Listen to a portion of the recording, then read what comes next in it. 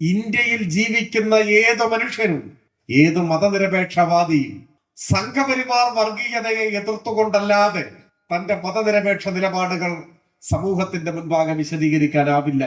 അതിന്റെ അർത്ഥം മറ്റേതെങ്കിലും തരത്തിൽ ഒരു വർഗീയതയെ ഞങ്ങൾ പിന്തുണയ്ക്കുന്നു എന്നല്ല. എല്ലാ വർഗീയതയ്ക്കും എതിരാണ്. അത് പൊതു തത്വമാണ്. എല്ലാ വർഗീയതയ്ക്കും എതിരാണ്.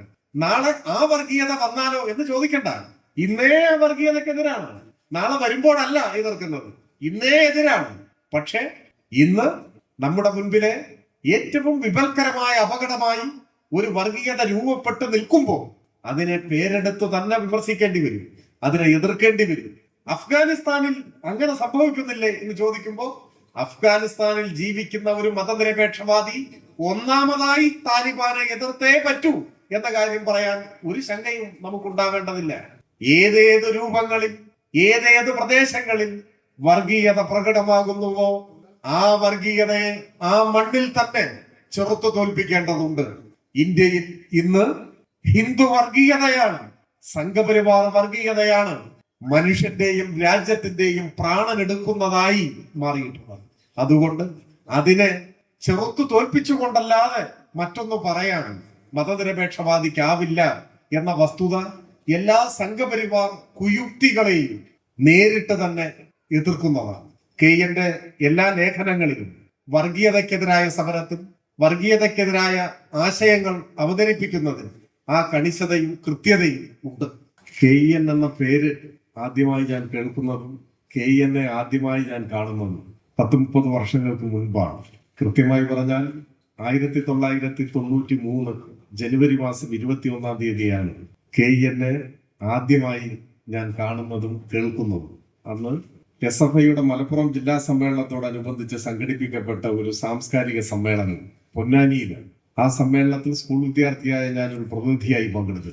ആ സാംസ്കാരിക സമ്മേളനം ഉദ്ഘാടനം ചെയ്തുകൊണ്ട് പ്രസംഗിക്കുമ്പോഴാണ് കെയ്യന്റെ പ്രഭാഷണം കേൾക്കാനും അദ്ദേഹത്തെ കാണാനും അവസരമുണ്ടായിരുന്നു. അന്നു മുതൽ ഇന്നോളം ഒരു വിദ്യാർത്ഥിയുടെ കൗതുകത്തോടെ ഞാൻ കെയ്യന്റെ പ്രഭാഷണങ്ങൾ കേൾക്കുകയും അദ്ദേഹത്തിന്റെ ലേഖനങ്ങൾ വായിക്കുകയും ചെയ്യുന്ന ഒരാളാണ്. ഏറ്റവും പ്രധാനപ്പെട്ട ഒരു സവിശേഷതയായി എനിക്ക് അനുഭവപ്പെട്ടിട്ടുള്ളത് കെയ്യന്റെ പ്രഭാഷണങ്ങൾ അന്നു മുതൽ ഇന്നുവരെ ഈ കഴിഞ്ഞ 31 വർഷത്തിനിടയിൽ ഞാൻ കേൾക്കാനിടയായ എല്ലാ പ്രഭാഷണങ്ങളിലും എന്തെങ്കിലും പുതിയതായി ഒരു കാര്യം, പുതിയതായി ഒരറിവ്, ഒരു വിവരം ആ പ്രഭാഷണത്തിലുണ്ടാകും. അതാവട്ടെ നമ്മുടെ ചിന്തയെ പ്രകോപിപ്പിക്കുന്നതാണ്, കൂടുതൽ പഠിക്കാനും വായിക്കാനും നമ്മളെ പ്രേരിപ്പിക്കുന്നതുമാവും. ഇപ്പോൾ പലതരത്തിലുള്ള പ്രഭാഷണങ്ങളുണ്ട്, പലതരത്തിലുള്ള പ്രഭാഷണ ശൈലികളുണ്ട്. നമ്മുടെ ഇടയിൽ അത്തരത്തിലുള്ള ശ്രദ്ധേയരായ പ്രഭാഷകന്മാരും ഏറെ പേരുണ്ട്. ഞാൻ അത്തരത്തിലുള്ള ഏതെങ്കിലും പ്രഭാഷണങ്ങളുമായി താരതമ്യപ്പെടുത്താനൊന്നും ആഗ്രഹിക്കുന്നില്ല. പക്ഷേ കെയ്യന്റെ പ്രഭാഷണ ശൈലിയെയും അതിന്റെ ഉള്ളടക്കത്തെയും സംബന്ധിച്ച വളരെ സമഗ്രമായ വിശകലനങ്ങളും വിലയിരുത്തലുകളും ഒക്കെ നിങ്ങൾക്കുണ്ടാവാം. ഞാനതിനെ പക്ഷേ ഏറ്റവും പ്രധാനമായി കാണുന്നത് നേരത്തെ പറഞ്ഞ കാര്യമാണ്. നമ്മുടെ ചിന്തയെ പ്രകോപിപ്പിക്കുന്നതും അതിന് ഇടയാക്കുന്ന ഏതെങ്കിലും നാം അന്നുവരെ കേൾക്കാത്ത അല്ലെങ്കിൽ നാം മനസ്സിലാക്കിയിട്ടില്ലാത്ത ഒരു കാര്യം കെയ്യന്റെ പ്രഭാഷണത്തിൽ എപ്പോഴും ഉണ്ടാകും. അത് ചരിത്രത്തിൽ നിന്ന് ചികഞ്ഞെടുത്ത ഈ കാലഘട്ടത്തെ ധീരമായി അഭിമുഖീകരിക്കാനുള്ള ഊർജം പകർന്നു നൽകുന്ന ഒരു സന്ദർഭമാണ്. അതൊരു പക്ഷെ സമാനമായ സ്വാധീനശേഷിയുള്ള ഏതെങ്കിലും ഒരു കൃതിയിലെ ഭാഗമാവാം. അങ്ങനെ ഏതെങ്കിലും ഒന്ന് ഉണ്ടാവും എന്ന കാര്യം ഉറപ്പാണ്. ഒടുവിലായി കെയ്യന്റെ പ്രഭാഷണം കേട്ടത് പുരോഗമന കലാസാഹിത്യ സംഘത്തിന്റെ സംസ്ഥാന സമ്മേളന വേദിയിൽ നമ്മുടെ കണ്ണൂരിൽ കഴിഞ്ഞ മാസം സമ്മേളനം നടക്കുമ്പോഴാണ്. ആ പ്രഭാഷണത്തിൽ ഇന്ത്യ ചരിത്രത്തിൽ അധികമാരും മനസ്സിലാക്കിയിട്ടില്ലാത്ത അല്ലെങ്കിൽ നമുക്കങ്ങനെ വായിച്ചെടുക്കാൻ കഴിഞ്ഞിട്ടില്ലാത്ത ഒരു പാഠം കെയ്യൻ അവതരിപ്പിക്കുകയുണ്ടായി. സ്വാതന്ത്ര്യ സമര സേനാനിയായ ബാലഗംഗാധര തിലകനെ സ്കൂളിൽ പഠിക്കുന്ന കാലം മുതൽ നമ്മളെല്ലാം പരിചയപ്പെട്ടിട്ടുള്ളതാണ്. സ്വാതന്ത്ര്യ സമരത്തിന് സംഭാവനകൾ അർപ്പിക്കുമ്പോഴും സാമൂഹ്യ മാറ്റത്തിന് വേണ്ടിയുള്ള പരിശ്രമങ്ങളോട് മുഖം തിരിച്ചു നിന്ന തിലകനെ കുറിച്ചും തുടർ വായനകളിൽ നമ്മൾ മനസ്സിലാക്കിയിട്ടുണ്ടാവും. പക്ഷെ തിലകന്റെ മകൻ ആരായിരുന്നു എന്ന് എനിക്കറിയുമായിരുന്നില്ല, മറ്റുള്ള ആളുകൾക്ക് ഒരുപക്ഷെ അറിയുന്നുണ്ടാവുമായിരുന്നു. തിലകന്റെ മകന് ഇന്ത്യ ചരിത്രത്തിൽ ഇടം എവിടെയാണ്, ആരാണ് അയാൾ എന്ന് സത്യത്തിൽ കെയ്യന്റെ പുരോഗമന കലാ സാഹിത്യ സംഘം സമ്മേളനത്തിലെ പ്രസംഗത്തിലാണ് മനസ്സിലാക്കാൻ കഴിയുന്നത്. ശ്രീധർ പന്ത് എന്നറിയപ്പെടുന്ന ശ്രീധർ ബൽവന്ത് തിലക് ആത്മഹത്യ ചെയ്ത ഒരു സാമൂഹ്യ പരിഷ്കർത്താവാണ് അദ്ദേഹം എന്ന് ഇന്ത്യ ചരിത്രം പൊതുവിൽ നമ്മുടെ പാഠപുസ്തകങ്ങളുടെ ഭാഗമായും മറ്റും വന്നിട്ടുള്ള ആ പരിചയങ്ങളിലൂടെ ആർക്കും മനസ്സിലാക്കാൻ കഴിയില്ല. 3 ആത്മഹത്യാ കുറിപ്പുകൾ എഴുതി വെച്ചാണ് ലോകമാന്യ തിലകന്റെ മകൻ ആത്മഹത്യ ചെയ്തത്. അതിലൊരു ആത്മഹത്യാ കുറിപ്പ് എഴുതിയത് ഡോക്ടർ അംബേദ്കർക്കായിരുന്നു. അംബേദ്കർ പിന്നീട് പറഞ്ഞിട്ടുണ്ട്, ഈ ഭൂമുഖത്ത് ആരുടെയെങ്കിലും പേരിനോട് ചേർത്ത് ലോകമാന്യ എന്ന് ഉപയോഗിക്കാമെങ്കിൽ അത് ശ്രീധർ പന്തിന്റെ പേരിനോടൊപ്പമാണ് എന്നാണ് അദ്ദേഹം പറഞ്ഞത്. ബാലഗംഗാധര തിലകന്റെ പേരിനോടൊപ്പമാണ് എന്നല്ല. ജാതീയമായ ഉച്ചനീചത്വങ്ങൾക്കെതിരായ സന്ധിയില്ലാത്ത പോരാട്ടത്തിന് നേതൃത്വം കൊടുത്തതിന്റെ ഭാഗമായി ജാതിശ്രേണിയിൽ അധിഷ്ഠിതമായ സമൂഹത്തിൽ നിന്നും നിരന്തരമെന്നോണം ഏറ്റുവാങ്ങേണ്ടി വന്ന അവഹേളനങ്ങളുടെയും പീഡനങ്ങളുടെയും ഒരു ഘട്ടത്തിലാണ് ജീവൻ ഒടുക്കാൻ ബാലഗംഗാധര തിലകന്റെ മകൻ തീരുമാനമെടുക്കുന്നത്. ഞാൻ സൂചിപ്പിച്ചത് നമ്മുടെ രാജ്യത്തിന്റെ ചരിത്രത്തിൽ ഇങ്ങനെ നാം പിന്നെയും പിന്നെയും വായിക്കുകയും ആ വായനയിലൂടെ നമ്മുടെ കാഴ്ചപ്പാടുകളെയും ചിന്തകളെയും ഒക്കെ പ്രകോപനത്തിന് വിധേയമാക്കുകയും ചെയ്യേണ്ട എത്രയോ സന്ദർഭങ്ങളുണ്ട്. അത്തരം സന്ദർഭങ്ങളെ മനോഹരമായി കോർത്തിണക്കി സമകാലിക സാഹചര്യങ്ങളിൽ നാം എന്തു ചെയ്യണം എന്ന് നമ്മെ ചിന്തിക്കാൻ പ്രേരിപ്പിക്കുന്ന പ്രഭാഷണങ്ങളാണ്, എഴുത്തുകളാണ് കെയ്യന്റേത്. അദ്ദേഹത്തിലൂടെ ഒരു കാലത്ത് നമ്മൾ പറയാറുണ്ട്, വിശ്വസാഹിത്യ കൃതികൾ മലയാളികൾ പരിചയപ്പെട്ടത് വലിയൊരളവോളം സാംബശിവന്റെ കഥാപ്രസംഗങ്ങളിലൂടെയായിരുന്നു എന്ന് പറയാം. അതുപോലെ ലോക സാഹിത്യ ചക്രവാളത്തിലെയും സാംസ്കാരിക സമരങ്ങളുടെ ആഗോള ചരിത്രത്തിലെയും സുപ്രധാനമായ സന്ദർഭങ്ങളെ പലപ്പോഴും മലയാളിയുടെ മുൻപാകെ അവതരിപ്പിച്ചത് കെയ്യനായിരുന്നു. നാം അഭിമുഖീകരിക്കുന്ന സാമൂഹ്യ സന്ദർഭങ്ങൾ, ആ സാമൂഹ്യ സന്ദർഭങ്ങളെ ശരിയായി ആഴത്തിൽ വിലയിരുത്താനും ശരിയായ നിലപാടുകൾ സ്വീകരിക്കാനും പലപ്പോഴും പ്രേരകമായി കെയ്യന്റെ വാക്കുകൾ, അദ്ദേഹത്തിന്റെ എഴുത്ത് മാറിയിട്ടുണ്ട്. അടുത്ത ചിന്ത പുറത്തിറക്കിയ കെയ്യന്റെ പുസ്തകത്തിന്റെ പേര് സംവാദങ്ങളുടെ ആൽബം എന്നാണ്. നമ്മുടെ പരിപാടിയുടെ പേര് തുടക്കത്തിൽ സൂചിപ്പിച്ചതുപോലെ സംവാദ സമ്മേളനം എന്നുമാണ്. സംവാദങ്ങളുടെ ആൽബത്തിൽ കെയ്യൻ ഉൾപ്പെടുത്തിയിട്ടുള്ള ഒരു ലേഖനത്തിന്റെ തലക്കെട്ട് ചിന്താവിഷ്ടയായ സീതയെ 2019 വായിക്കുമ്പോൾ എന്ന നിലയിലാണ്.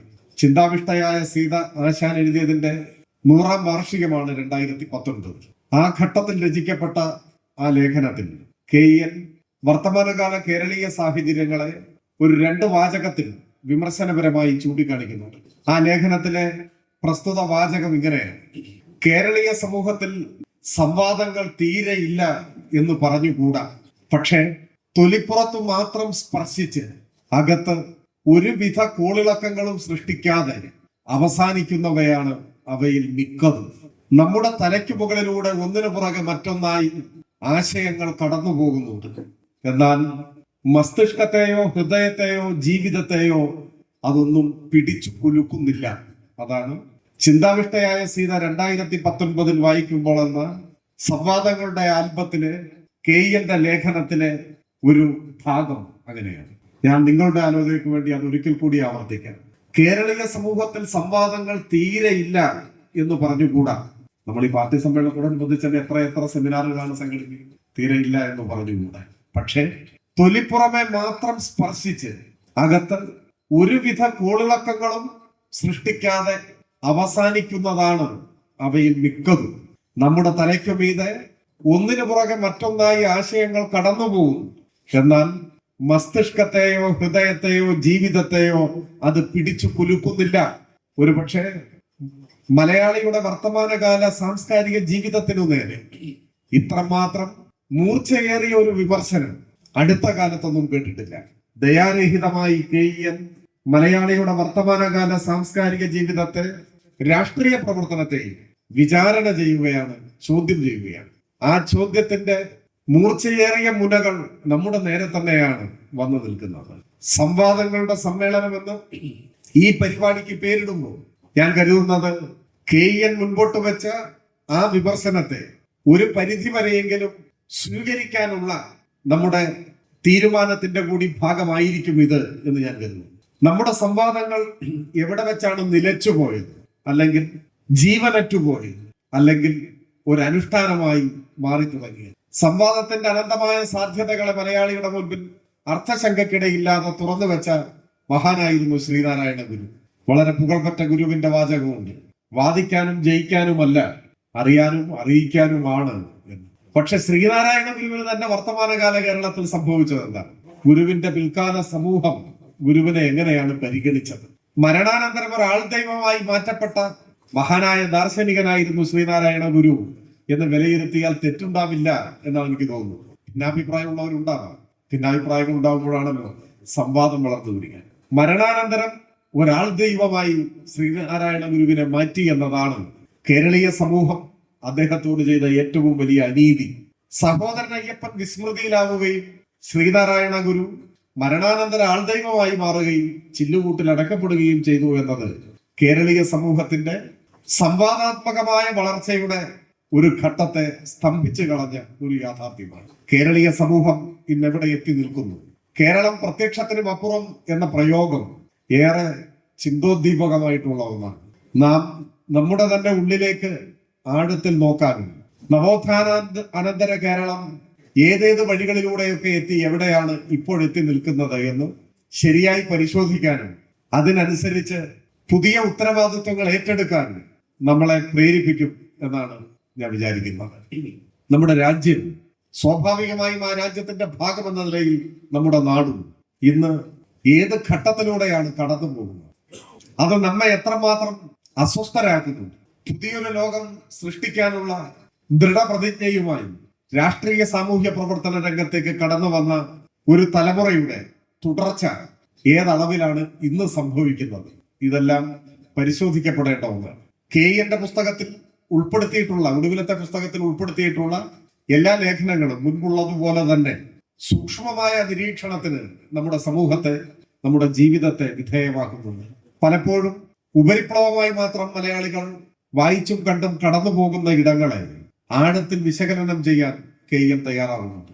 നമ്മുടെ ഇടയിൽ വേണ്ടത്ര നമ്മുടെ ആലോചനകൾക്ക് വിധേയമായിട്ടില്ലാത്ത, ഇപ്പോഴും ഒരർത്ഥത്തിൽ സജീവമായും ശക്തമായും നിൽക്കുന്ന ജാതീയത, അന്യവർഗ ചിന്താഗതികൾ, വർഗീയത, അധികാരാസക്തി, അതിന്റെ ജനവിരുദ്ധമായ സ്വഭാവം, അതിനെയെല്ലാം കെയ്യൻ നിശിതമായ വിമർശനത്തിന് വിധേയമാക്കുന്നുണ്ട്. പഴഞ്ചൊല്ലുകളെ ഒരുപക്ഷെ ഇത്രയും ഗവേഷണ സ്വഭാവത്തോടുകൂടി പഠന വിധേയമാക്കിയിട്ടുള്ള അധികം ആളുകൾ കേരളത്തിൽ ഉണ്ടാവില്ല എന്നാണ് എനിക്ക് തോന്നുന്നത്. സംവാദങ്ങളുടെ ആൽബം പഴഞ്ചൊല്ലുകളിൽ അടിമുടി നിറഞ്ഞു നിൽക്കുന്ന കീഴാള വിരുദ്ധതയെ, സ്ത്രീ വിരുദ്ധതയെ, അതുകൊണ്ട് തന്നെ സാമൂഹ്യ വിരുദ്ധതയെ തുറന്നു കാണിക്കുന്നുണ്ട്. നമ്മുടെ ഓരോ പഴഞ്ചൊല്ലിലും എത്രമാത്രം ആഴത്തിലാണ് ജാതീയത വേരാഴ്ത്തി നിൽക്കുന്നത്, എത്രമാത്രം ആഴത്തിലാണ് വംശീയതയും സ്ത്രീ വിരുദ്ധതയും എല്ലാം വേരൂന്നി നിൽക്കുന്നത് എന്ന് കെയ്യൻ തുറന്നു കാണിക്കുന്നുണ്ട്. ഞാൻ ആ ഭാഗങ്ങളെല്ലാം അതുപോലെ ഇവിടെ വിശദീകരിക്കണം എന്ന് ആഗ്രഹിക്കുന്നില്ല.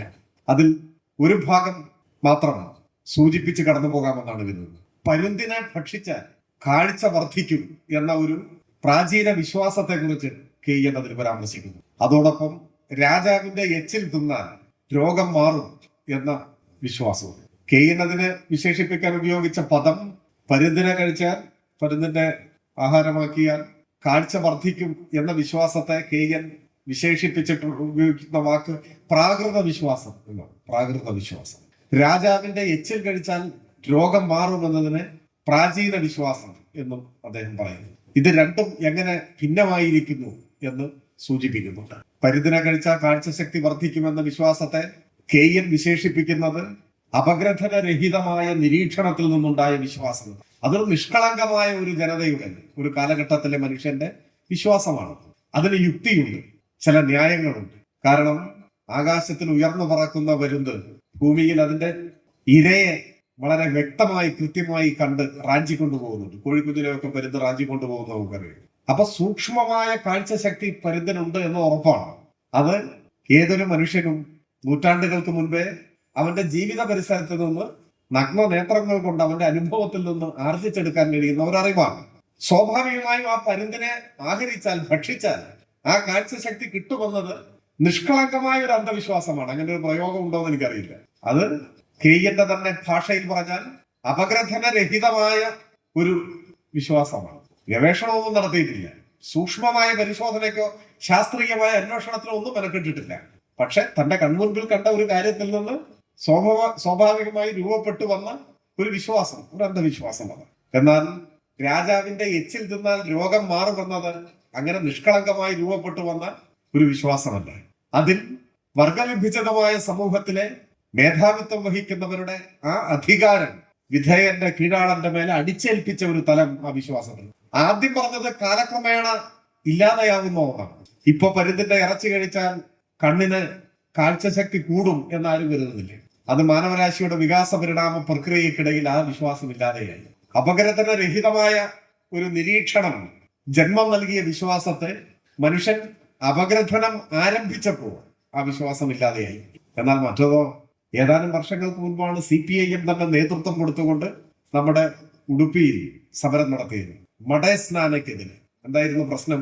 ബ്രാഹ്മണന്റെ എച്ചിലിലയിൽ ദളിതൻ കിടന്ന് ഉരുളണം, അപ്പോഴാണ് അവന് ഐശ്വര്യം ഉണ്ടാകുന്നത്. അതിപ്പോഴും ദൃഢമായി നിൽക്കുകയാണ്.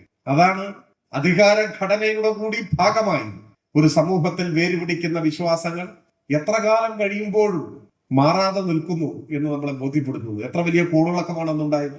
വിശ്വാസത്തിന്റെയും ആചാരത്തിന്റെയും പേര് പറഞ്ഞ് അതിനെ ന്യായീകരിക്കുന്ന അഭ്യസ്ത വിദ്യ നമ്മുടെ നാട്ടിലെമ്പാടുമുണ്ട്, നമ്മുടെ സമൂഹത്തിലെമ്പാടുമുണ്ട്. കേരളം പ്രത്യക്ഷത്തിനും അപ്പുറം എന്ന ഒരു വാചകം സമകാലിക കേരളീയ രാഷ്ട്രീയ സാമൂഹ്യ മണ്ഡലങ്ങളിലേക്ക് നമ്മുടെ കണ്ണുകൾ തുറക്കാൻ പ്രേരിപ്പിക്കുന്നുണ്ട്.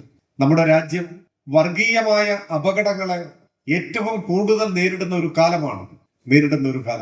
വർഗീയത എങ്ങനെ രാജ്യത്തെ തന്നെ കീഴടക്കി കളഞ്ഞു എന്ന് സമീപകാല അനുഭവങ്ങളുടെ കൂടി അടിസ്ഥാനത്തിൽ നാം തിരിച്ചറിയുന്നു. ഇപ്പൊ 18ാം ലോക്സഭാ തെരഞ്ഞെടുപ്പ് കഴിഞ്ഞ പശ്ചാത്തലത്തിൽ KN നവഫാസിസത്തിന്റെ വർത്തമാനത്തിൽ ഒരാശ്വാസം പ്രകടിപ്പിക്കുന്നുണ്ട്. എനിക്കതിനോട് യോജിപ്പൊന്നുമില്ല.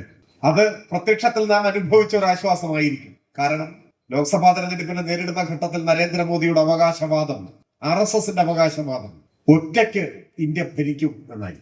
400 കടക്കും എന്നാണ്. നിങ്ങൾ ഓർക്കുന്നുണ്ടോ എന്ന് എനിക്കറിയില്ല. മറവി കൂടുതൽ മനുഷ്യനെ ബാധിച്ച ഒരു കാലം കൂടിയാണ്. 400 സീറ്റിൽ കൂടുതൽ നേടും, ഇന്ത്യ ഒറ്റയ്ക്ക് ഭരിക്കുമെന്നാണ്. ഇതൊന്നും രണ്ടും നടന്നില്ല. 400 സീറ്റിൽ കൂടുതൽ ലഭിച്ചില്ല, ഇന്ത്യ ഒറ്റയ്ക്ക് ഭരിക്കാൻ കഴിഞ്ഞുമില്ല. പരസ്പരം ചേരാത്ത സഖ്യകക്ഷികളുടെ പിന്തുണയിൽ ഏറെക്കുറെ അസ്ഥിരമായ ഒരു തുടർഭരണമാണ് കേന്ദ്രത്തിൽ ലഭിച്ചത്. 2021 കേരളത്തിലുണ്ടായ തുടർഭരണം പോലെ താരതമ്യപ്പെടുത്താൻ പറ്റില്ല. 2021 കേരളത്തിൽ തുടർഭരണം ഇടതുപക്ഷത്തിന് ലഭിക്കുമ്പോൾ നിലവിലുള്ളതിനേക്കാൾ കൂടുതൽ അംഗബലത്തോടെയാണ്. 91, 99 ആയിട്ടാണ് അധികാരം. വർദ്ധിച്ച പിന്തുണയോ. എന്നാൽ 2018 ലോക്സഭാ തെരഞ്ഞെടുപ്പിന് ശേഷം മോദി അധികാരത്തിൽ വരുന്നത് ചോർന്നുപോയ പിന്തുണയുടെ പശ്ചാത്തലത്തിലാണ്. പിന്തുണ ചോർന്നു, സീറ്റുകളുടെ എണ്ണം കുറഞ്ഞു, സഖ്യകക്ഷികളുടെ പിന്തുണ അനിവാര്യമായി. അവരെ പ്രീതിപ്പെടുത്തേണ്ടത് ഒരു ബാധ്യതയായിരുന്നു. അങ്ങനെയാണ്. ഒപ്പം ഇന്ത്യയിലെ സംഘപരിവാർ രാഷ്ട്രീയത്തിന്റെ ചരിത്രത്തിലെ സുപ്രധാനമായ ഒരു ഘട്ടം രാമജന്മഭൂമി എന്ന മുദ്രാവാക്യം രാഷ്ട്രീയമായി സ്വീകരിച്ചതോടെയാണ് ആരംഭിക്കുന്നത്. നിരവധി ലോക്സഭാ തെരഞ്ഞെടുപ്പുകളിൽ BJP ഇന്ത്യയിലെ മഹാഭൂരിപക്ഷം വരുന്ന വിശ്വാസികൾക്കിടയിൽ സ്വാധീനം ഉറപ്പിക്കാനും വിശ്വാസിയെ വർഗീയതയുടെ കൊടിക്കീഴിലേക്ക് കൊണ്ടുവരാനും ഉപയോഗിച്ച മുദ്രാവാക്യം രാമജന്മഭൂമിയാണ്.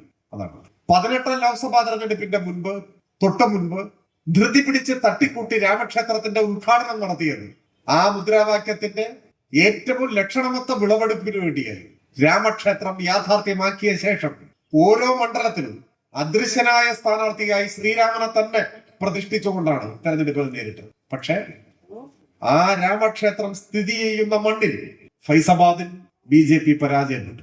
അത് ചരിത്രത്തിലെ എന്നെന്നും ഓർമ്മിച്ചിരിക്കേണ്ട ഒരു മുഹൂർത്തമാണ്. അയോധ്യ എന്ന് വിളിക്കപ്പെട്ട മണ്ണിൽ രാമക്ഷേത്രം ഉദ്ഘാടനം ചെയ്തതിന് ശേഷം നടന്ന തെരഞ്ഞെടുപ്പിൽ BJP പരാജയപ്പെട്ടു. പട്ടികജാതി വിഭാഗത്തിൽപ്പെട്ട അവധേഷ് പ്രസാദ് എന്ന സമാജ്വാദി പാർട്ടിയുടെ സ്ഥാനാർത്ഥി വിജയിച്ചു. ഉത്തരേന്ത്യയിലെ BJPക്ക് ഗണ്യമായ പിന്തുണ നൽകിയിരുന്ന പല പ്രദേശങ്ങളിലും BJP പരാജയപ്പെട്ടു. അപ്പോ 18ാം ലോക്സഭാ തെരഞ്ഞെടുപ്പിന് ശേഷം ഇന്ത്യയിലെ മതനിരപേക്ഷവാദികൾക്ക് ഇവിടെ പരാമർശിക്കപ്പെട്ട ചില കാര്യങ്ങളുടെ പേരിൽ ആശ്വസിക്കാം, അതിൽ തർക്കമില്ല. പക്ഷെ ആശ്വസിക്കുമ്പോഴും അത് ലോക്സഭാ തെരഞ്ഞെടുപ്പിന്റെ ഫലം പുറത്തു വരുന്ന ആ ഘട്ടത്തിലെ ഒരാശ്വാസം എന്ന നിലയിൽ മാത്രമേ പരിഗണിക്കാൻ പറ്റൂ. അതെന്തുകൊണ്ടാണ്? കഴിഞ്ഞ ഒരു ദശാബ്ദം ഇന്ത്യൻ മതനിരപേക്ഷതയെ ഇഞ്ചിഞ്ചായി കൊല്ലുകയായിരുന്നു സംഘപരിവാർ ഭരണകൂടം.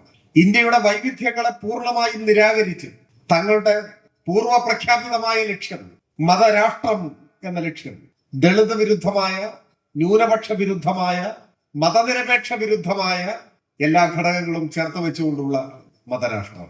ആ മതരാഷ്ട്ര നിർമ്മിതിയുടെ ആദ്യപടിയായ പൗരത്വ ഭേദഗതി നിയമം രാജ്യത്തിന്റെ പാർലമെന്റ് പാസാക്കി. മതനിരപേക്ഷ ഇന്ത്യക്ക് മരണമാറണ്ട് ഒരുക്കിയ മതരാഷ്ട്ര നിർമ്മിതിയുടേക്കുള്ള ആദ്യ ചുവട് വെച്ചു കഴിഞ്ഞ് പശുവിന്റെ പേരിൽ മനുഷ്യനെ കൊല്ലുന്നത് കേരളത്തിന്റെ അതിർത്തിയോളം എത്തിയ കർണാടകയിൽ ഇദ്രിസ് പാഷയെ കൊന്നിട്ട് 2 വർഷം പോലും തികഞ്ഞിട്ടില്ല.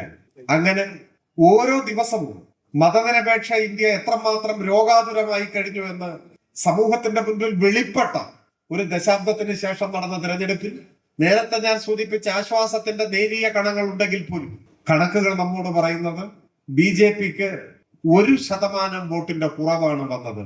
2019 ലോക്സഭാ തെരഞ്ഞെടുപ്പിൽ ലഭിച്ചതിനേക്കാൾ 1% വോട്ടാണ് 2024 തെരഞ്ഞെടുപ്പിൽ ഉണ്ടായത്. ഇത്രയൊക്കെ ചെയ്തിട്ട് നമ്മുടെ രാജ്യത്ത് 1% വോട്ടിന്റെ കുറവ് മാത്രമാണ് BJPക്ക് ഉണ്ടായത്. ഒപ്പം കേരളം ഉൾപ്പെടെയുള്ള ദക്ഷിണേന്ത്യൻ സംസ്ഥാനങ്ങളിലേക്ക് കൂടുതൽ സാന്നിധ്യമായി മാറാൻ സംഘപരിവാരത്തിന് ഈ തിരഞ്ഞെടുപ്പിൽ സാധിച്ചു എന്ന ഏറ്റവും വിപൽക്കരമായ ഒരു യാഥാർത്ഥ്യവും നമ്മുടെ മുമ്പിൽ. അതുകൊണ്ട് വർഗീയത എന്നത് പരാജയപ്പെട്ടുപോയ ഒരു തെരഞ്ഞെടുപ്പല്ല 18ാം ലോക്സഭാ തെരഞ്ഞെടുപ്പ്. മറിച്ച് ആ അപകടം നമ്മുടെ മുൻപിൽ അതുപോലെ നിൽക്കുന്നു.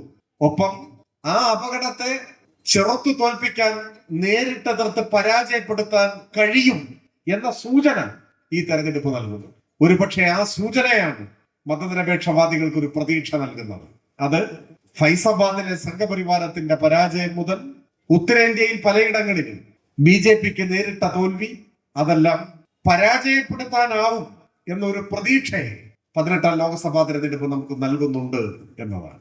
വർഗീയതയ്ക്കെതിരെ നിരന്തരം ഇടവേളകളില്ലാതെ നാം സമരം ചെയ്യേണ്ടതുണ്ട്. അങ്ങനെ പൊരുതി നമുക്ക് തോൽപ്പിക്കാൻ കഴിഞ്ഞേക്കും എന്നൊരു പ്രതീക്ഷ പങ്കുവെക്കുന്നുണ്ട്. വർഗീയത എന്നത് അർഹിക്കുന്ന പ്രാധാന്യത്തോടെ പരിഗണിക്കപ്പെട്ട ഒന്നല്ല എന്ന് വർഗീയതയെ എതിർക്കുന്നവർ വർഗീയതയെ അർഹിക്കുന്ന ഗൗരവത്തോടെ എതിരിട്ടുവോ എന്ന വിമർശനം പലരും പല ഘട്ടത്തിൽ ഉയർത്തിയിട്ടുണ്ട്. പ്രൊഫസർ ബിപിൻ ചന്ദ്ര കുറച്ചു മുമ്പ് തന്നെ ഇന്ത്യൻ വർഗീയതയുടെ വളർച്ചയെ സംബന്ധിച്ച് നിരീക്ഷിക്കുമ്പോൾ ദേശീയ പ്രസ്ഥാനത്തെ വിമർശിക്കുന്നുണ്ട്. അദ്ദേഹം പറയുന്നത് പണ്ഡിറ്റ് നെഹ്റുവിന്റെയും മറ്റും നേതൃത്വത്തിൽ ദേശീയ പ്രസ്ഥാനം ശക്തമായ ഘട്ടത്തിൽ കരുതിയത് സാമ്രാജ്യത്വ വിരുദ്ധ സമരം തീക്ഷ്ണമാകുന്നു, ഇന്ത്യയുടെ സ്വാതന്ത്ര്യ സമരം ശക്തമായി ഉയർന്നു വരുന്നു, സ്വാഭാവികമായും വർഗീയത ഇല്ലാതെയായിക്കൊള്ളും എന്നാണ്. വർഗീയതയ്ക്കെതിരെ പ്രത്യേക സമരം ആവശ്യമില്ല എന്ന് കരുതി എന്നാണ്. അതിന്റെ പേരിൽ നെഹ്റു ഉൾപ്പെടെയുള്ള ദേശീയ പ്രസ്ഥാനത്തിന്റെ നേതൃത്വത്തെ ബിപിൻ ചന്ദ്ര ശക്തമായി വിമർശിക്കുന്നുണ്ട്. അദ്ദേഹം ഇടതുപക്ഷത്തിനെതിരായി വിമർശനം ഉയർത്തുന്നുണ്ട്. വർഗസമരം തീക്ഷ്ണമാകുമ്പോൾ സ്വാഭാവികമായും വർഗീയത ദുർബലമാവും എന്ന് കരുതി. പക്ഷെ അങ്ങനെയല്ല. വർഗീയതയ്ക്കെതിരായ സമരം എല്ലാ കാലത്തും നിരന്തരം ഏറ്റെടുക്കേണ്ടതാണ്. എല്ലാ ദിവസവും നാം നടത്തേണ്ട ഒരു സമരമാണ് എന്ന് അദ്ദേഹം മുമ്പോട്ട് വയ്ക്കുന്നു. വർഗീയതയെ പൂർണ്ണമായും വർഗീയതയിൽ വിശ്വാസമർപ്പിച്ചുകൊണ്ട് രാഷ്ട്രീയമായ സ്വാധീനം വർദ്ധിപ്പിക്കാമെന്നാണ് സംഘപരിവാരം പണ്ടേ കണക്കാക്കിയത്. 1987 മറ്റോ OV വിജയൻ എഴുതിയ ഒരു ലേഖനം പിൽക്കാലത്ത് ചർച്ച ചെയ്യപ്പെട്ടിട്ടുണ്ട്. ഹൈന്ദവനും അതിഹൈന്ദവനും എന്ന പേര്. ആ ലേഖനത്തിൽ 1984 ലോകസഭാ തെരഞ്ഞെടുപ്പിന്റെ റിസൾട്ട് വന്ന ദിവസത്തെ ഒരു അനുഭവം OV വിജയൻ പരാമർശിക്കുന്നുണ്ട്. ഡൽഹിയിലോ മറ്റോ ആണെന്ന് തോന്നുന്നു. ദൂരദർശനിൽ തെരഞ്ഞെടുപ്പ് റിസൾട്ട് കാണുകയാണ്. ആ തെരഞ്ഞെടുപ്പിന്റെ റിസൾട്ട് നിങ്ങളുടെ മനസ്സിലുണ്ടാവും. BJP രാജ്യം മുഴുവൻ പരാജയപ്പെട്ടൊരു തെരഞ്ഞെടുപ്പാണ്. 2 സീറ്റോ മറ്റോ ആണെന്ന് തോന്നുന്നു അന്ന് BJP ജയിച്ചത്. അപ്പൊ OV വിജയനോടൊപ്പം O രാജഗോപാൽ കൂടിയുണ്ട് ഈ തെരഞ്ഞെടുപ്പിന്റെ റിസൾട്ട് കാണുന്നു. അപ്പൊ റിസൾട്ട് കണ്ടുകൊണ്ടിരിക്കുമ്പോൾ OV വിജയൻ O രാജഗോപാലിനോട് ചോദിച്ചു അത്രേ എല്ലായിടത്തും നിങ്ങളുടെ കക്ഷി പരാജയപ്പെടുകയാണല്ലോ എന്ന് ചോദിച്ചു. അപ്പൊ രാജഗോപാൽ മറുപടി പറഞ്ഞു, അതെ, പക്ഷെ അഖിലേന്ത്യാ തലത്തിൽ ഞങ്ങൾ സ്വീകരിക്കപ്പെടുക തന്നെ ചെയ്യും. വലിയ ശുഭാപ്തി വിശ്വാസം അദ്ദേഹം പ്രകടിപ്പിച്ചു. ഇപ്പൊ തോറ്റു, പക്ഷെ അഖിലേന്ത്യാ തലത്തിൽ ഞങ്ങൾ സ്വീകരിക്കപ്പെടുക തന്നെ ചെയ്യും. അപ്പൊ OV വിജയൻ തിരിച്ചു ചോദിച്ചു, എന്തുകൊണ്ട്? എന്താണ് ഈ ശുഭപ്രതീക്ഷയുടെ അടിസ്ഥാനം? അതിന് O രാജഗോപാൽ പറഞ്ഞ മറുപടി വളരെ ശ്രദ്ധിക്കേണ്ട ഒരു മറുപടി. എന്തുകൊണ്ട് BJP ദേശീയാടിസ്ഥാനത്തിൽ സ്വീകരിക്കപ്പെടും, എന്തുകൊണ്ട് ഇന്ത്യയിൽ വിജയിച്ചു വരും എന്ന് O രാജഗോപാൽ അന്ന് പറഞ്ഞത് ഞങ്ങൾ രാജ്യം നേരിടുന്ന പ്രശ്നങ്ങൾ ഏറ്റെടുത്തുകൊണ്ട് സമരങ്ങൾ നടത്തി ജനങ്ങളുടെ പിന്തുണ ആർജിക്കും എന്നല്ല. ഏതെങ്കിലും തരത്തിൽ രാജ്യത്തിന്റെ ഭാവിയെ സംബന്ധിച്ച കാഴ്ചപ്പാടുകൾ, ഒരു പുതിയ ഇന്ത്യയെ കുറിച്ചുള്ള കാഴ്ചപ്പാടുകൾ ജനങ്ങളുടെ മുൻപാകെ അവതരിപ്പിച്ചുകൊണ്ട് ഞങ്ങൾ പിന്തുണ നേടും എന്നല്ല, അങ്ങനെ ഒന്നുമല്ല പറഞ്ഞു. അദ്ദേഹം പറഞ്ഞത് സാധാരണഗതിയിൽ ഒരു രാഷ്ട്രീയ നേതാവ് പറയുന്ന ദീർഘവീക്ഷണത്തോടു കൂടിയ മറുപടി ആയിരുന്നില്ല. പകരം രാജഗോപാലിന്റെ മറുപടി OV വിജയൻ ആ ലേഖനത്തിൽ രേഖപ്പെടുത്തിയത് ഇങ്ങനെയാണ്: സിന്ധു ഗംഗാതടത്തിൽ പിറവിയെടുത്ത ഏതൊരു പ്രസ്ഥാനവും ഭാരതത്തിൽ വിജയിച്ചേ തീരൂ. അതാണ് എന്താണ് മറുപടി? സിന്ധു ഗംഗാതടത്തിൽ പിറവിയെടുത്ത ഏതൊരു പ്രസ്ഥാനവും ഭാരതത്തിൽ വിജയിച്ചേ തീരൂ എന്ന് വെച്ചാൽ അതിന്റെ പച്ച മലയാളം വിശ്വാസത്തെ ഉയർത്തിപ്പിടിച്ചുകൊണ്ട്, വിശ്വാസത്തെ, മതത്തെ ഉപയോഗിച്ചുകൊണ്ട് ഞങ്ങൾ ഇന്ത്യയിൽ ജയിക്കും എന്നാണ് അതിന്റെ മലയാള പരിഭാഷ. സംസ്കൃതവൽക്കരിക്കപ്പെട്ട മലയാളത്തിൽ രാജഗോപാൽ പറഞ്ഞതിന്റെ അർത്ഥം ഇതാണ്: ഈ രാജ്യത്തിന്റെ ചരിത്രം, അതിന്റെ സാംസ്കാരികമായ പൈതൃകം, അതിൽ പുരാണേതിഹാസങ്ങൾക്കുള്ള സ്വാധീനം, ഇന്ത്യയിലെ മഹാഭൂരിപക്ഷം വരുന്ന ജനങ്ങളുടെ വിശ്വാസം, ആ വിശ്വാസത്തെ, അവരുടെ മതത്തെ, മതബോധത്തെ ചൂഷണം ചെയ്തുകൊണ്ട്, അഥവാ വിശ്വാസികളെ വർഗീയവാദികളാക്കി മാറ്റിക്കൊണ്ട് ഞങ്ങൾ ഇന്ത്യയിൽ അധികാരം പിടിക്കും എന്ന് തന്നെയാണ് അദ്ദേഹം പറഞ്ഞതിന്റെ മലയാളം. അതാണ് ഏറെക്കാലമായി BJP പയറ്റുന്ന രാഷ്ട്രീയ തന്ത്രവും. വിശ്വാസികളുടെ വിശ്വാസത്തെ ചൂഷണം ചെയ്തുകൊണ്ട്, ആ വിശ്വാസത്തെ ഉപയോഗപ്പെടുത്തിക്കൊണ്ട്, ആ വിശ്വാസത്തെ വർഗീയതയാക്കി രൂപപ്പെടുത്തിയെടുത്ത് ഇന്ത്യയിൽ സ്വാധീനം ഉറപ്പിക്കുക. അതാണ് സംഘപരിവാരത്തിന്റെ രാഷ്ട്രീയ തന്ത്രം. ആ വർഗീയതക്കെതിരായിട്ടാണ് നാം പോരാട്ടം ശക്തിപ്പെടുത്തേണ്ടത്. ഈ ഘട്ടത്തിൽ രൂപപ്പെട്ടു വരുന്ന മറ്റൊട്ടേറെ വാദങ്ങളുണ്ട്. അത് നിങ്ങൾ എന്തുകൊണ്ട് സംഘപരിവാർ വർഗീയതയെ ഇത്ര ശക്തമായി എതിർക്കുന്നു? എല്ലാ വർഗീയതയെയും എതിർക്കേണ്ടതല്ലേ? KN തന്റെ ലേഖനത്തിൽ ഈ വാദത്തെ അഭിമുഖീകരിക്കുന്നുണ്ട്. എനിക്ക് ഉറപ്പുണ്ട് ഇവിടെ കൂടിയിരിക്കുന്ന നമ്മളിൽ കുറെ പേരെയെങ്കിലും ഈ വാദം ഏറിയോ കുറഞ്ഞോ സ്വാധീനിച്ചിട്ടുണ്ട്. ചിലയിടങ്ങളിൽ പ്രസംഗിക്കുമ്പോൾ മുസ്ലിം വർഗീയതക്കെതിരെയും നിങ്ങൾ പ്രസംഗിക്കേണ്ടതല്ലേ എന്ന ചോദ്യം എനിക്കും നേരിടേണ്ടതായി വന്നു. എന്താണ്, എങ്ങനെയാണ് ഈ പ്രശ്നത്തെ നാം നേരിടേണ്ടത്? എങ്ങനെയാണ് ഈ പ്രശ്നത്തെ നാം നേരിടേണ്ടത്? എന്താണ് ഇത് സംബന്ധിച്ച ഒരു മതനിരപേക്ഷവാദിക്ക് സ്വീകരിക്കാൻ കഴിയുന്ന നിലപാട്?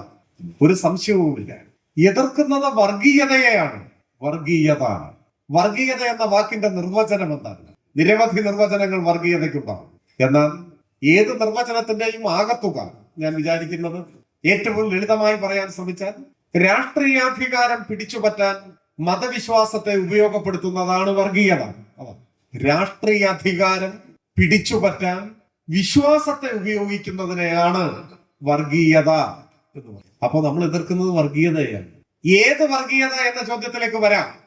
ഏത് വർഗീയതയും എതിർക്കപ്പെടേണ്ടതാണ്, ഒരു സംശയവുമില്ല. അതിന് ഹിന്ദു വർഗീയത, മുസ്ലിം വർഗീയത, ക്രിസ്ത്യൻ വർഗീയത, ബുദ്ധ വർഗീയത, ജൈന വർഗീയത എന്നൊന്നുമില്ല. വർഗീയത എന്ന് പറഞ്ഞാൽ, വർഗീയത എന്നത് അധികാരം പിടിച്ചുപറ്റാനുള്ള ഒരു കുറുക്കുവഴിയായി മതത്തെ ഉപയോഗപ്പെടുത്തലാണ്. മതത്തെ ഒരു മറയായി സ്വീകരിച്ച് അധികാരം പിടിക്കലാണ്. അതിനെയാണ് വർഗീയത എന്ന് പറയുന്നത്. ആ വർഗീയതയാണ് നാം എതിർക്കുന്നത്. അതിന്റെ അർത്ഥം ഇന്നോളം ഈ ഭൂമിയിൽ അവതരിച്ചിട്ടുള്ള സകല വർഗീയതയെയും നാം എതിർക്കുന്നു എന്നാണ്. അതിന്റെ തുടർന്നുള്ള അർത്ഥം ഒരുപക്ഷെ ഇനി ഈ ഭൂമിയിൽ പിറക്കാനിരിക്കുന്ന വർഗീയതയെയും ഞങ്ങൾ എതിർക്കും എന്നാണ്. ഏത് രൂപഭാവങ്ങളോടെ വർഗീയത പ്രത്യക്ഷപ്പെട്ടാലും ഒരു മതനിരപേക്ഷ ജനാധിപത്യവാദി, ഒരു കമ്മ്യൂണിസ്റ്റ് അതിനെ എതിർക്കും. അതിൽ ഒരു സംശയത്തിനും അടിസ്ഥാനമില്ല. ഇത് പൊതു തത്വമാണ്. രണ്ട്, നമ്മൾ എവിടെയാണ് ജീവിക്കുന്നത്, ഏത് കാലത്താണ് ജീവിക്കുന്നത്? ഇന്ത്യയിൽ 2014 2024 ഇന്ത്യയിൽ നാം ജീവിക്കുന്നു. ഈ ഘട്ടത്തിൽ വർഗീയ വിരുദ്ധനായ ഒരാൾ, ഒരു മതനിരപേക്ഷവാദി, ഒരു കമ്മ്യൂണിസ്റ്റ് ഏറ്റവും ശക്തമായി എതിർക്കേണ്ടത് RSS വർഗീയതയാണ് എന്ന് ബോധ്യപ്പെടുന്നതിന് എന്താണ് തടസ്സം? അത് മനസ്സിലാവുന്നതേയില്ല. എന്തുകൊണ്ട്? ഇന്ത്യ ഭരിക്കുന്ന വർഗീയത ഇന്നതാണ്. അപ്പൊ ചില നിഷ്കളങ്കർ ചോദിക്കുന്നുണ്ട്, നാളെ ഇസ്ലാമിക വർഗീയത ഇന്ത്യയിൽ അധികാരത്തിൽ എത്തിയാലോ? നാളെ മുസ്ലിം വർഗീയവാദികൾ ഇന്ത്യയിൽ അധികാരം പിടിച്ചാലോ? ഇതിനേക്കാൾ മോശമാവില്ലേ എന്ന് ചോദിക്കുന്നവരുണ്ട്. അതിനുള്ള മറുപടി, ആ ചോദ്യം ഒരു സാങ്കല്പിക ചോദ്യമാണ്. നിലവിലുള്ള യാഥാർത്ഥ്യം മറ്റൊന്നാണ്. ആ ചോദ്യം ഉന്നയിക്കുന്നവർ നമ്മളോട് മറുപടി പറയാൻ ആവശ്യപ്പെടുന്നത് പർവ്വത സമാനമായ യാഥാർത്ഥ്യത്തിന്റെ മുന്നിൽ നിന്ന് സാങ്കല്പികമായ ഒരു ലോകത്തെ അഭിസംബോധന ചെയ്യൂ എന്നാണ് പറയുന്നത്. ഏത്? നാളെ മുസ്ലിം വർഗീയവാദികൾ അധികാരം പിടിച്ചാലോ? വേണമെങ്കിൽ അതിനൊരു സാധ്യത എന്ന് പറയാം, ഒരു വിദൂര സാധ്യത. ഒരു സാങ്കല്പിക ചോദ്യമാണ്. നാളെ അങ്ങനെ ഒരു സാഹചര്യം വന്നാലോ അതിനെന്തു ചെയ്യും? ആ മറുപടി ഇപ്പൊ പറയുന്നതാണ്. പക്ഷെ ഇപ്പോഴത്തെ യാഥാർത്ഥ്യം എന്താണ്? മല പോലെ മുന്നിൽ നിൽക്കുന്ന യാഥാർത്ഥ്യം, ഒരു വർഗീയത അധികാരം പിടിച്ചു കഴിഞ്ഞു. സംഘപരിവാർ വർഗീയത ഇന്ത്യയിൽ അധികാരം പിടിച്ചിട്ട് ഒരു ദശാബ്ദം പിന്നിട്ടു. എന്നിട്ടും ആ യാഥാർത്ഥ്യത്തെ അംഗീകരിക്കാതെ ഭാവിയിൽ സംഭവിച്ചേക്കാവുന്ന ഒരു സങ്കല്പത്തെ നോക്കി നിങ്ങൾ പ്രതികരിക്കണം എന്ന് പറയുന്നത് ഒരു സംഘപരിവാർ യുക്തിയാണ്. KN ഭംഗിയായി അതിനെ തന്റെ ലേഖനത്തിൽ വരച്ചു കാട്ടുന്നുണ്ട്. എന്ന് വെച്ചാൽ ഇന്ത്യയിൽ ജീവിക്കുന്ന ഏത് മനുഷ്യനും, ഏത് മതനിരപേക്ഷവാദിയും സംഘപരിവാർ വർഗീയതയെ എതിർത്തുകൊണ്ടല്ലാതെ തന്റെ മതനിരപേക്ഷ നിലപാടുകൾ സമൂഹത്തിന്റെ മുൻപാകെ വിശദീകരിക്കാനാവില്ല. അതിന്റെ അർത്ഥം മറ്റേതെങ്കിലും തരത്തിൽ ഒരു വർഗീയതയെ ഞങ്ങൾ പിന്തുണയ്ക്കുന്നു എന്നല്ല. എല്ലാ വർഗീയതയ്ക്കും എതിരാണ്. അത് പൊതു തത്വമാണ്. എല്ലാ വർഗീയതയ്ക്കും എതിരാണ്. നാളെ ആ വർഗീയത വന്നാലോ എന്ന് ചോദിക്കണ്ട. ഇന്നേ വർഗീയതയ്ക്കെതിരാണ്. നാളെ വരുമ്പോഴല്ല എതിർക്കുന്നത്, ഇന്നേ എതിരാണ്. പക്ഷെ ഇന്ന് നമ്മുടെ മുൻപിലെ ഏറ്റവും വിപൽക്കരമായ അപകടമായി ഒരു വർഗീയത രൂപപ്പെട്ട് നിൽക്കുമ്പോൾ അതിനെ പേരെടുത്ത് തന്നെ വിമർശിക്കേണ്ടി വരും, അതിനെ എതിർക്കേണ്ടി വരും. അഫ്ഗാനിസ്ഥാനിൽ അങ്ങനെ സംഭവിക്കുന്നില്ലേ എന്ന് ചോദിക്കുമ്പോൾ അഫ്ഗാനിസ്ഥാനിൽ ജീവിക്കുന്ന ഒരു മതനിരപേക്ഷവാദി ഒന്നാമതായി താലിബാനെ എതിർത്തേ പറ്റൂ എന്ന കാര്യം പറയാൻ ഒരു ശങ്കയും നമുക്കുണ്ടാവേണ്ടതില്ല. ഏതേത് രൂപങ്ങളിൽ, ഏതേത് പ്രദേശങ്ങളിൽ വർഗീയത പ്രകടമാകുന്നുവോ ആ വർഗീയതയെ ആ മണ്ണിൽ തന്നെ ചെറുത്തു തോൽപ്പിക്കേണ്ടതുണ്ട്. ഇന്ത്യയിൽ ഇന്ന് ഹിന്ദു വർഗീയതയാണ്, സംഘപരിവാർ വർഗീയതയാണ് മനുഷ്യന്റെയും രാജ്യത്തിന്റെയും പ്രാണനെടുക്കുന്നതായി മാറിയിട്ടുള്ളത്.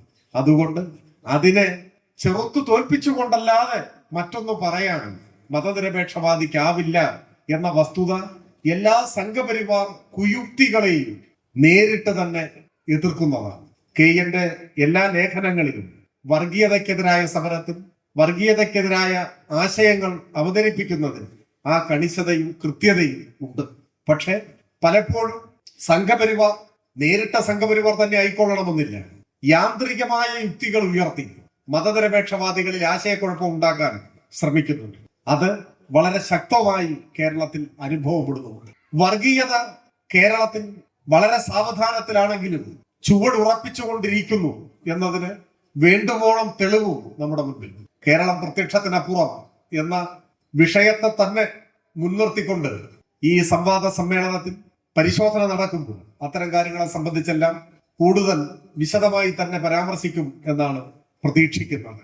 ഇപ്പോ കേരളം നേരിടുന്ന ഏറ്റവും പ്രധാനപ്പെട്ട ഒരു വെല്ലുവിളി വളരെ അലസമായി സമൂഹത്തിൽ വരുന്ന പ്രതിലോമകരമായ ചലനങ്ങളെ സമീപിക്കുന്നു എന്നതാണ് എനിക്ക് തോന്നുന്നത്. ചരിത്രത്തിൽ ആദ്യമായി പാർലമെന്റിലേക്ക് ഒരു സംഘപരിവാർ പ്രതിനിധി തെരഞ്ഞെടുപ്പിൽ ജയിക്കുന്നു. കാരണം ഏറെക്കുറെ വ്യക്തമാണ്. കോൺഗ്രസുമായി ഉണ്ടായ ഒരു ധാരണ, അത് പക്ഷെ പുതിയതൊന്നുമല്ല. വർഗീയത എങ്ങനെ നമ്മുടെ രാജ്യത്ത് സജീവമായി ഉയർന്നു വന്നു എന്ന ചരിത്രം പരിശോധിക്കുമ്പോൾ കോൺഗ്രസിന് അതിലൊരു പങ്കുണ്ട്, ചെറുതല്ലാത്ത ഒരു പങ്ക്. ആ ചരിത്രം മറന്ന് ഇപ്പോഴുണ്ടാവുന്ന മാറ്റങ്ങളെ കാണാൻ പറ്റും. 1947 ആഗസ്റ്റ് 15 ഇന്ത്യ സ്വതന്ത്രയായപ്പോൾ പണ്ഡിറ്റ് നെഹ്റു പ്രധാനമന്ത്രിയായി ആദ്യ മന്ത്രിസഭ അധികാരത്തിൽ വരുന്നു. 15 പേരാണ് നെഹ്റുവിന്റെ ക്യാബിനറ്റിൽ ഉണ്ടായിരുന്നത്. 15 പേർ. അതിൽ മിക്കവരും ദേശീയ നേതാക്കന്മാരായി, സ്വാതന്ത്ര്യ സമര നായകരായി, ദേശീയ സ്വീകാര്യത നേടിയവരാണ്.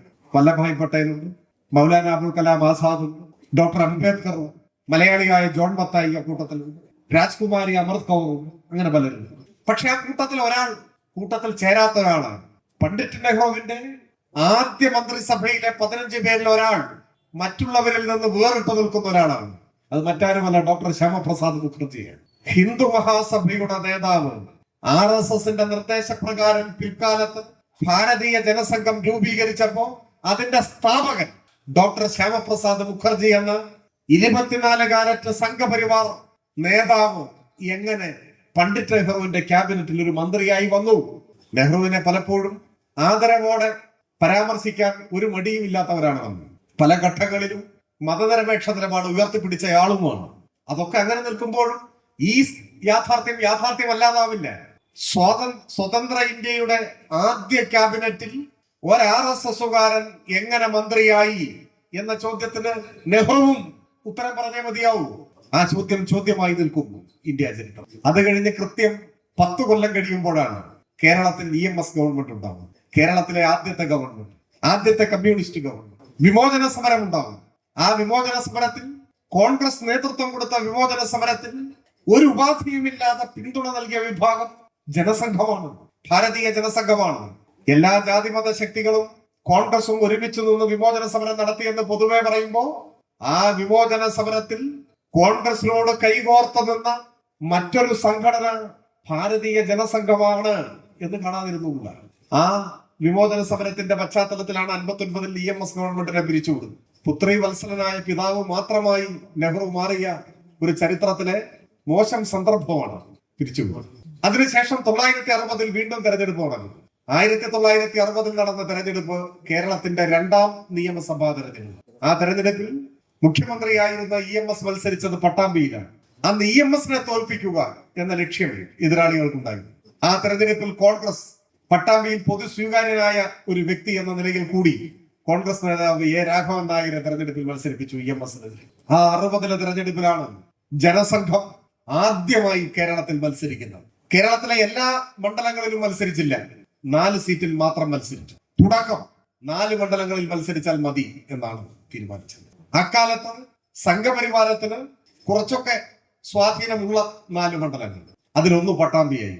പട്ടാമ്പി, കോഴിക്കോട്, ഗുരുവായൂർ, അണ്ടത്തോട്, ഈ 4 മണ്ഡലങ്ങളിലാണ് കേരളത്തിൽ ആദ്യമായി BJPയുടെ പ്രാഗ് രൂപമായ ജനസംഘം മത്സരിക്കുന്നത്. RSSന്റെ നിർദ്ദേശപ്രകാരം ദീൻദയാൽ ഉപാധ്യായാണ് ജനസംഘത്തിന്റെ സ്ഥാനാർത്ഥികളെ പ്രഖ്യാപിക്കാൻ കേരളത്തിലേക്ക് വരുന്നു. ഒരു വലിയ സമ്മേളനം വിളിച്ചു ചേർത്ത് 4 സ്ഥാനാർത്ഥികളെയും പ്രഖ്യാപിക്കും. എല്ലാ സ്ഥാനാർത്ഥികളും പ്രചരണം ആരംഭിക്കും. ഒരു ഘട്ടം കഴിയുമ്പോഴാണ് കോൺഗ്രസിന്റെ നേതാക്കന്മാർ ദീനദയാൽ ഉപാധ്യായെ തന്നെ നേരിട്ട് കണ്ട് ചർച്ച നടത്തുന്നു.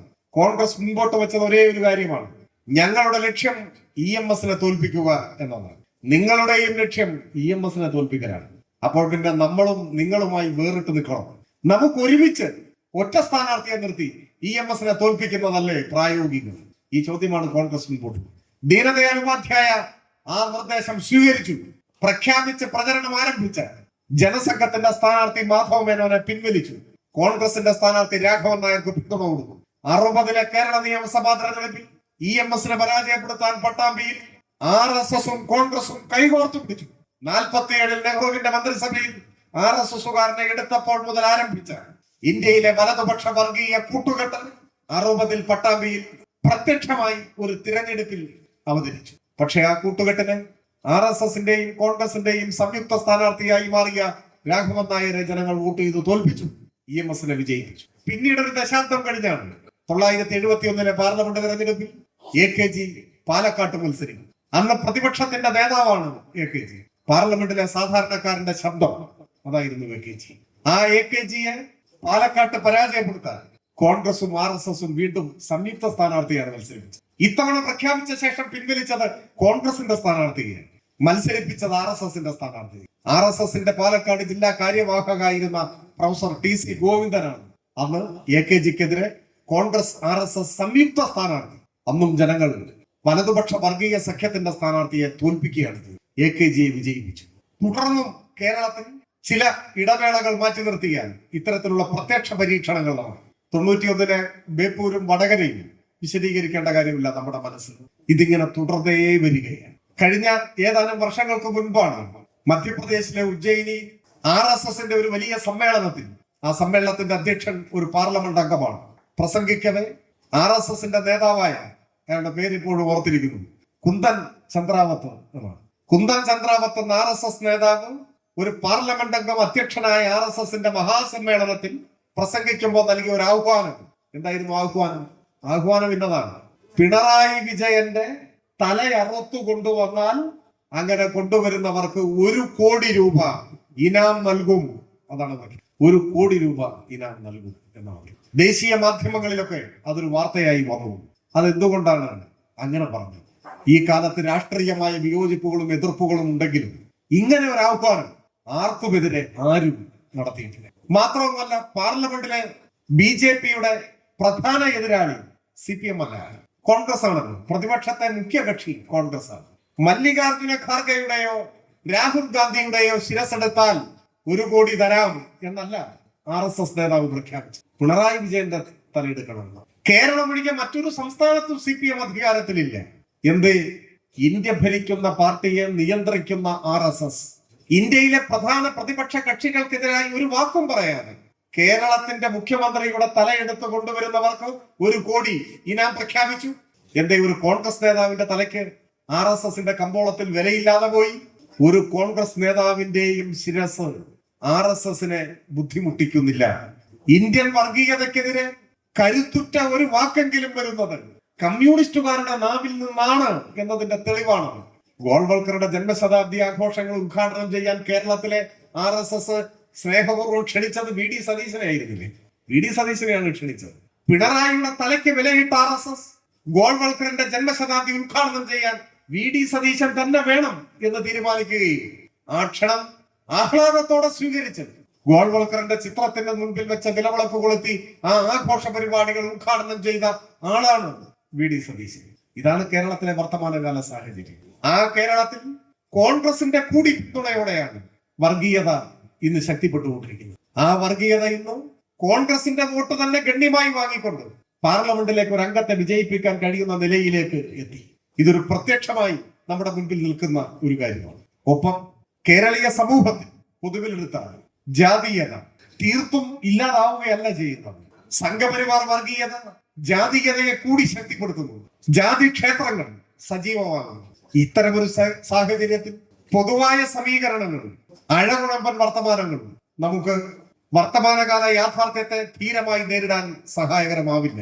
KN സംവാദങ്ങളുടെ ആൽബത്തിൽ ഒരു ലേഖനത്തിൽ ഇത്തരത്തിൽ എല്ലാത്തിനെയും പൊതുവൽക്കരിച്ച് സാമാന്യവൽക്കരിച്ച് അതും ഇതും ദോഷം എന്ന് പറയുന്നതിന്റെ അപകടത്തെ ചൂണ്ടിക്കാണിക്കുന്നു. അതിന് പ്രത്യേകമായി എടുത്ത് ചൂണ്ടിക്കാണിക്കുന്ന 2 പോസ്റ്റർ കവിതകളാണ്. അതിലൊന്ന് കരീം മലപ്പട്ടം എഴുതിയ ഒരു കവിത, 4 വരി കവിതയാണ്. കവിതയിലെ വരികൾ ഇങ്ങനെ: ഉച്ചയൂണിന് അമ്പലത്തിൽ കയറിയപ്പോൾ മമ്മദ് രാമനായി, നേർച്ചച്ചോറനായി പള്ളിയിൽ കയറിയപ്പോൾ രാമൻ മമ്മദായി, ഇടവഴിയിൽ വെച്ച് ദൈവങ്ങൾ കൂട്ടിമുട്ടി ഇടവഴിയിൽ വെച്ച് ഏമ്പക്കങ്ങൾ കൂട്ടിമുട്ടി ദൈവങ്ങൾക്ക് പരിക്കുപറ്റി.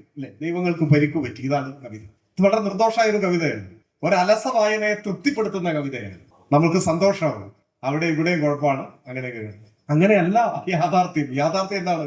ഉച്ചയൂണിനായി അമ്പലത്തിൽ കയറിയപ്പോൾ മമ്മദ് രാമനായി. അടുത്ത വരി എഴുതാൻ പിന്നെ മമ്മദ് ഇല്ല. അതാണ് ഇന്ത്യൻ യാഥാർത്ഥ്യം. ഉണ്ടോ? അഹിന്ദുക്കൾക്ക് പ്രവേശനമില്ലെന്ന ബോർഡ് തൂങ്ങിയ ഒരമ്പലത്തിൽ ഉച്ചയൂണിന് വേണ്ടി ഒരു മമ്മദ് കയറിയാൽ മമ്മദ് അവിടെ അവസാനിച്ചു. കവിത കഴിഞ്ഞു എന്നല്ല, കഥ കഴിഞ്ഞു. പിന്നെ രണ്ടാമത്തെ വരി ഇല്ല.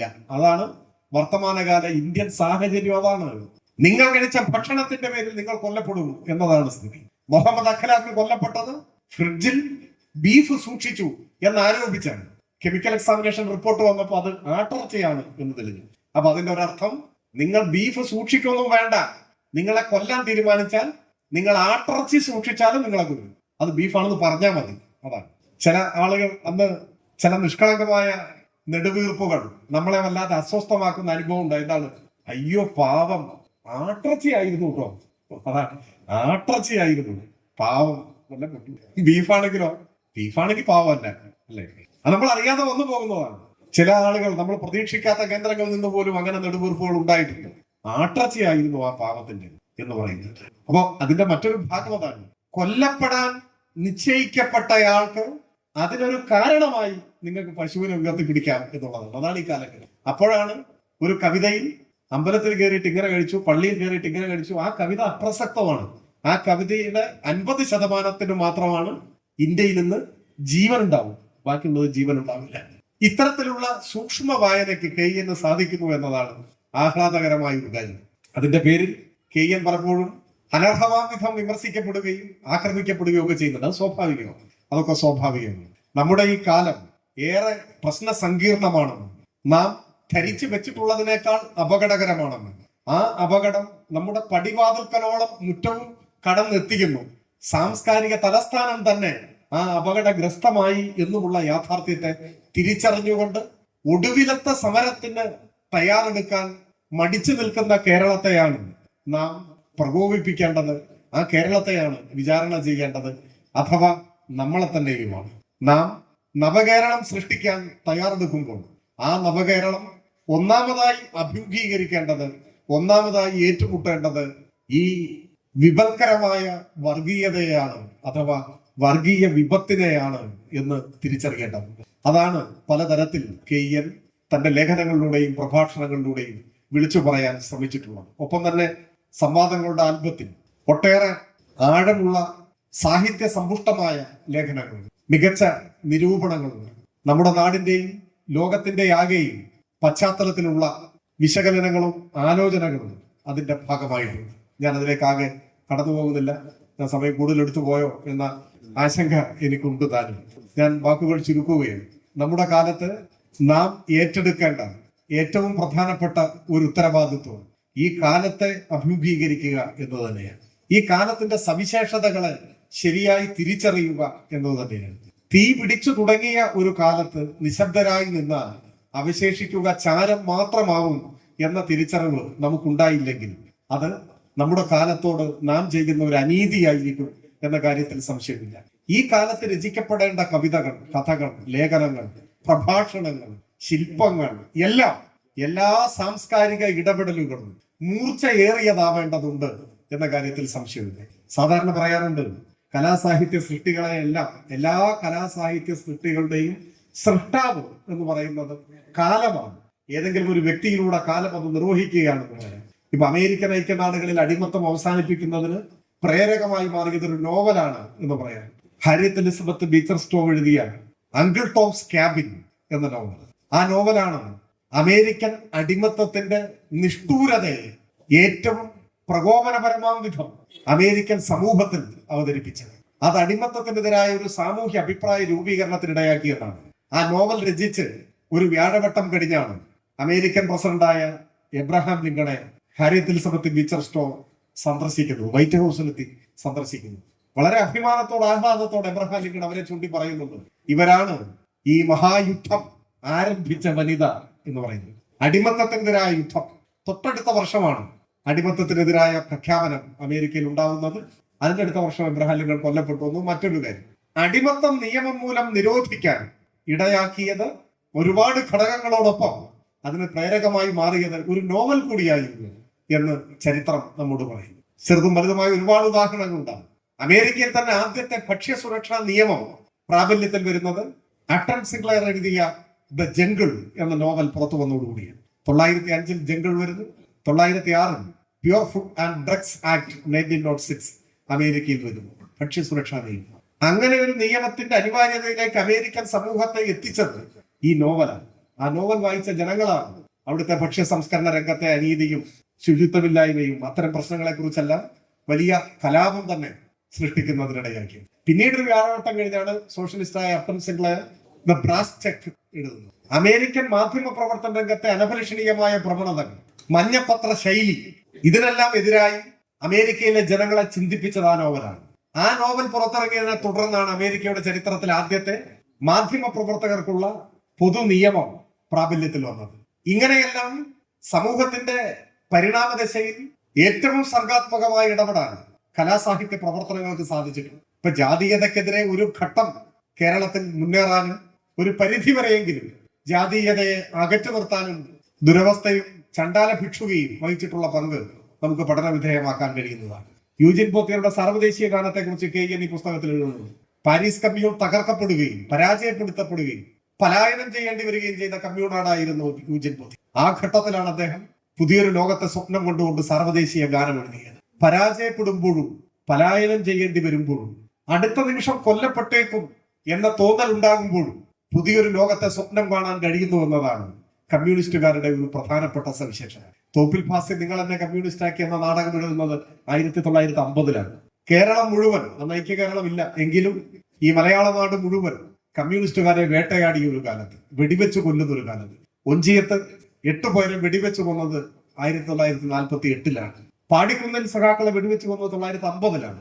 50-ൽ തന്നെയാണ് സേലം സെൻട്രൽ ജയിലിൽ 22 സഖാക്കളെ വെടിവെച്ച് കൊന്നത്. ഇന്ത്യ സ്വതന്ത്ര റിപ്പബ്ലിക്കായി 15-ാം നാളാണ് ആ മനുഷ്യ കുരുതി നടക്കുന്നത്. സ്വാതന്ത്ര്യാനന്തര ഇന്ത്യയിൽ കമ്മ്യൂണിസ്റ്റ് വേട്ട ഇന്നത്തെ തലമുറയ്ക്ക് സങ്കല്പിക്കാനാവാത്ത വിധം രൂക്ഷമായി നടന്ന ഒരു കാലത്താണ് ശൂരനാട് കള്ളക്കേസിൽ പ്രതിയായി ഒളിവിൽ കഴിയേണ്ടി വന്നപ്പോൾ തോപ്പിൽ ഫാസി നിങ്ങൾ എന്നെ കമ്മ്യൂണിസ്റ്റ് ആക്കി എന്ന നാടകം എഴുതിയത് ആ സമയത്താണ്, ഈ കമ്മ്യൂണിസ്റ്റ് വേട്ടകളുടെ സമയത്താണ് ആ നാടകം. ആ കാലത്തിന്റെ സൃഷ്ടിയാണ് ആ നാടകം എന്ന് സൂചിപ്പിക്കാനാണ് ഞാൻ ഇവിടെ പറഞ്ഞത്. പക്ഷെ ആ കാലത്തെ മാറ്റുന്നതിലും ആ നാടകം പങ്കുവഹിച്ചു. ആദ്യമായി നിങ്ങൾ എന്നെ കമ്മ്യൂണിസ്റ്റ് ആക്കി രംഗത്ത് അവതരിപ്പിക്കുന്നത് 1952 ചവറയിൽ. നാടകം നിരോധിക്കപ്പെട്ടു. കോൺഗ്രസ് ഗവൺമെന്റാണ് നാടകം നിരോധിക്കപ്പെട്ടു. പക്ഷെ ആ നാടകം ആദ്യമായി രംഗത്ത് അവതരിപ്പിച്ച് 5 കൊല്ലം തികയുന്നതിന് മുൻപ് കേരളത്തിൽ കമ്മ്യൂണിസ്റ്റ് പാർട്ടി അധികാരത്തിൽ വന്നു. കമ്മ്യൂണിസ്റ്റ് വേട്ടയുടേതായ ഒരു കാലം ജന്മം നൽകിയ ഒരു കലാസൃഷ്ടിയാണ് നിങ്ങൾ എന്നെ കമ്മ്യൂണിസ്റ്റ് ആക്കിയെന്ന നാടകം. എന്നാൽ ആ കാലത്തെ മാറ്റുന്നതിന് നേതൃത്വം കൊടുക്കാനും ആ സാഹിത്യ സൃഷ്ടിക്ക് ആ നാടകത്തിന് സാധിച്ചു.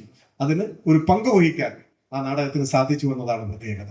അമേരിക്കയിലെ അടിമത്തമാണ് അങ്കിൾ ടോംസ് ക്യാബിൻ എന്ന നോവലിനെ സൃഷ്ടിച്ചതെങ്കിൽ ആ കാലത്തെ മാറ്റുന്നതിന് നേതൃത്വം കൊടുക്കാനും അത്തരമൊരു പങ്ക് വഹിക്കാനും ആ സാഹിത്യകൃതിക്ക് കഴിഞ്ഞു എന്നതാണ് പ്രത്യേകത. ജാതീയതയാണ് ചണ്ടാല ഭിക്ഷുവി എഴുതാൻ ആശാനെ പ്രേരിപ്പിച്ചത്. അല്ലെങ്കിൽ ജാതീയത മുറ്റി നിന്ന ഒരു കാലമാണ് ചണ്ടാല ഭിക്ഷുവിയും ദുരവസ്ഥയും ഒക്കെ സൃഷ്ടിച്ചതെങ്കിൽ ആ കാലത്തെ മാറ്റുന്നതിന് ഒരു പങ്ക് വഹിക്കാൻ ഈ സൃഷ്ടിക്ക് കഴിഞ്ഞു എന്നതാണ്. നമ്മുടെ കാലം വർഗീയത ഇന്ത്യയുടെ ജീവൻ കവർന്നെടുത്തുകൊണ്ടേയിരിക്കുന്ന ഒരു ഘട്ടത്തിൽ വർഗീയതയ്ക്കെതിരായി മതനിരപേക്ഷതയുടെ കൊടി ഉയർത്താൻ കഴിയുന്ന, അതിന് നമ്മുടെ ജനതയെ ആകമാനം പ്രേരിപ്പിക്കാൻ കഴിയുന്ന കലാസാഹിത്യ സൃഷ്ടികൾ ഒരു കലാസൃഷ്ടിയായി തന്നെ പ്രഭാഷണത്തെയും പരിഗണിക്കുമെങ്കിൽ പ്രഭാഷണങ്ങൾ ഉൾപ്പെടെ രൂപപ്പെട്ടു വരേണ്ടതായിട്ടുണ്ട്. KN അതിൽ ഒരു പങ്ക് വഹിക്കുന്ന ആളാണ്, സ്തുത്യർഹമായ ഒരു പങ്ക് വഹിക്കുന്ന ആളാണ്. ഇന്നത്തെ സംവാദങ്ങളുടെ ഈ സമ്മേളനം ഇവിടെ സമാപിക്കുമ്പോൾ നിങ്ങളുടെ മനസ്സ് അസ്വസ്ഥമാകും എന്ന് ഞാൻ പ്രതീക്ഷിക്കുകയാണ്. തൊലിപ്പുറമെ മാത്രം സ്പർശിച്ചാണ് ഈ സംവാദ സമ്മേളനവും കടന്നു പോകുന്നതെങ്കിൽ അതുകൊണ്ട് വലിയ ഫലമൊന്നും ഉണ്ടാവില്ല. പകരം നമ്മുടെ കാലം ഏറ്റവും സങ്കീർണമായി മാറിയിട്ടുണ്ടെന്നും മനുഷ്യത്വത്തിന്റെ ചെറു കണികയെപ്പോലും ദയയില്ലാതെ തുടച്ചു നീക്കിക്കളയുന്ന വർഗീയത പടിവാതിലോളം എത്തി നിൽക്കുന്ന ഒരു ജനതയാണ് ഈ കേരളമെന്നും ഈ പ്രബുദ്ധ കേരളമെന്നും തിരിച്ചറിഞ്ഞ് ഈ വെല്ലുവിളിയെ നേരിടാൻ കഴിയും വിധം പുതിയ അതിജീവനത്തിന്റെ തന്ത്രങ്ങൾ ആവിഷ്കരിക്കപ്പെടുന്നതിലേക്ക് നമ്മളെ നയിക്കാൻ ഈ സംവാദ സമ്മേളനത്തിന് ആകുമെങ്കിൽ നന്നായി എന്ന് ആശിച്ചുകൊണ്ട് ഞാൻ എന്റെ വാക്കുകൾ അവസാനിപ്പിക്കുന്നു. അഭിവാദനം.